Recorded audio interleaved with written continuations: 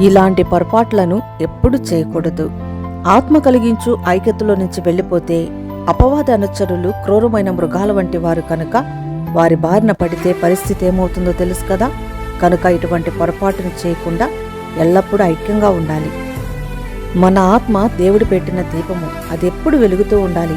ఆరిపోతే దేవుడు మనకిచ్చిన వరములను ఫలములను కోల్పోయే పరిస్థితి వస్తుంది. కనుక ఆత్మను ఆర్పుకునే పొరపాటును చేయకూడదు. మరీ ప్రాముఖ్యమైనది ఏమిటంటే, మనలను క్రమమైన పద్ధతిలో నడిపించే దేవుని ఆజ్ఞలను, ఆయన నియమించిన కట్టడలు ఏమైతే ఉన్నాయో వాటి నుంచి తొలగిపోతే సముద్రమంత సమృద్ధిని కలిగిన ఆయన సన్నిధిని, సమస్తాన్ని కోల్పోతాం. కనుక ఇలాంటి పొరపాట్లను చేయకూడదు. ఇటువంటి పొరపాట్లను చేసి మనమెక్కడ అపవాదం నోటను పడతామనే ఆయన తన 2 చేతులను మన వైపున చాచే ఉంటాడు మనలను ఆదుకోవడానికి. కనుక పొరపాటును కూడా ఎటువంటి పొరపాటును చేయనీయకుండా మనలను కాపాడమని ప్రభువుని వేడుకుందాం. ప్రార్థన. పొరపాట్ల వలన మేము పడిపోకుండా మమ్మల్ని నీ బలమైన రెక్కల క్రింద భద్రపరచమని వేడుతున్నాం తండ్రి. ఆమేన్.